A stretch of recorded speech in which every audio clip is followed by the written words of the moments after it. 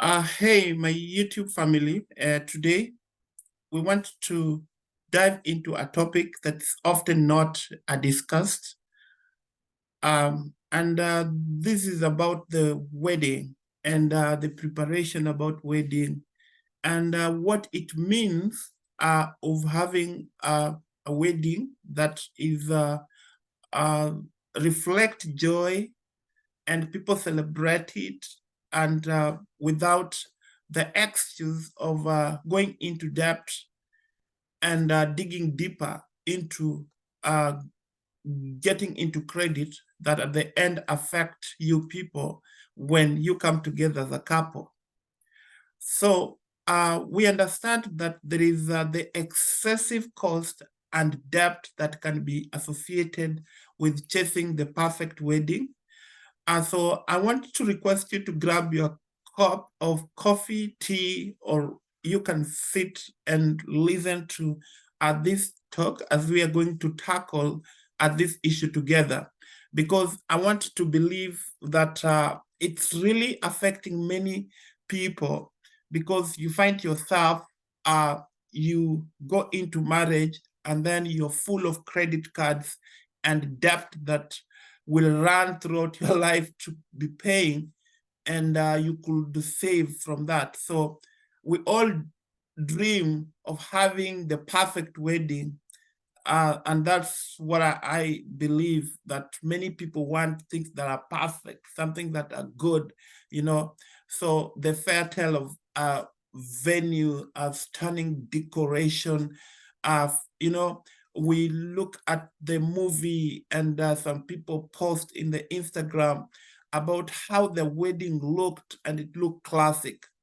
So uh, let us jump into this so that we can understand, because I understand that there is this thing that's my friend like saying that no one has ever received an award for the best wedding. And I also believe that because I've never seen anybody being given an award of having a best wedding. And, you know, so it's not worthy to drown yourself into debt because you want that perfect and great wedding, you know. So that is the truth about a wedding, you know. So let's address the elephant in the room, wedding budget. According to survey that are conducted by incredible sources that I don't want to mention here, the average cost of wedding in this current time is staggering. At it's not just a number, it's potentially a life-altering burden for many couples because we want things, great things, we want a one-day perfection, but we forgot that with all this expensive, it doesn't qualify at, or it doesn't equal to unforgettable. You know, your guest won't remember how much you spent on your wedding. They will remember the joy, the love, and the celebration they experienced. So let's shift on out of the focus of material things in creating meaningful memory. But I want you to understand that, you know, when we talk about wedding, the most important thing is the joy that you people are going to have, or the people will experience in that wedding. So let me jump in to give you some tips of how to organize a very affordable wedding that at the end you're not going to be affected by the debt and credit. So we don't need to jump into things that are going to affect our marriage life, because we're going now to put much of our concentration and study of having personal development and also investment and other things. Now we focus ourselves in paying credit and debt that we just jumped in because we wanted to be like other people. So number one, you need to set a realistic budget. And when you have set a realistic budget, first of all, you need just to make sure that you have a comfortable spending without going into debt. And I want you to trust me, it is possible to have an incredible wedding without breaking the bank. Because I remember when I was doing wedding with my wife, I remember there was a lot of pressure about us going into debt for us to make our wedding bigger. But we sat down and we agreed, me and my wife, that we need something simple. We need to come out with a realistic budget. We need to prioritize what matters, you know, because when you focus on what truly makes a wedding special, I want to tell you, the people, the ceremony, and the love in the air, you will not be caught up in unnecessary expenses that won't add much value at your special day.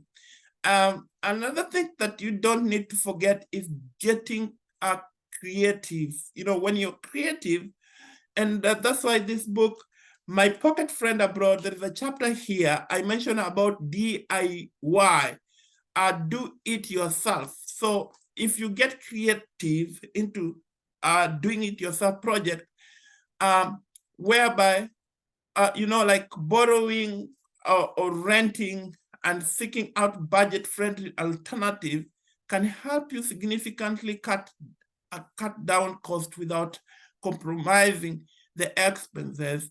You can ask some of your close friends to provide, or the car to provide some things, or you can do some decoration yourself, or get people from your church or your family to do decoration. I'm not saying that you come out with something that look awkward, but you make it simple but perfect.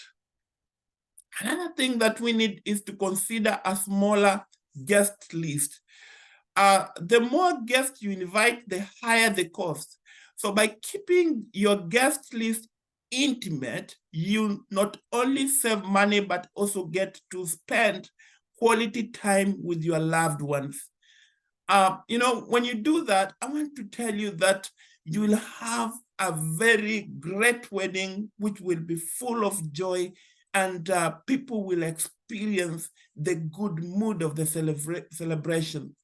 So I just want you not to get trapped into things that are going to affect two of you, and you start having problem into marriage because of the cost that you incurred of the money that didn't belong to you. Because in most cases, I do tell my clients, or the people I teach, that the money that you get through debt is not your money, it's someone's money.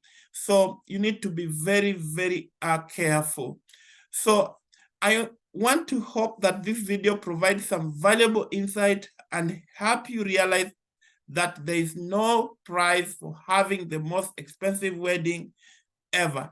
Take care of your financial well-being and focus on creating long-lasting memory with your loved ones. So until next time, remember to prioritize what truly matters. Don't kill yourself with debt for wedding. Your love story is way more important.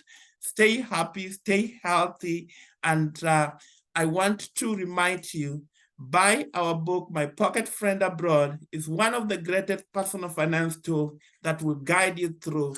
And also don't forget to subscribe to our YouTube channel. And I want to tell you, God will bless you because of being knowledgeable. That's why I tell people, you have to be knowledgeable. You have to make sure that you understand how you can manage your personal finances. Anyway, thank you very much. And I want to say God bless you. Remember to subscribe to our YouTube channel and buy our book, My Pocket Friend Abroad, from Amazon.com. Anyway, thank you and God bless you.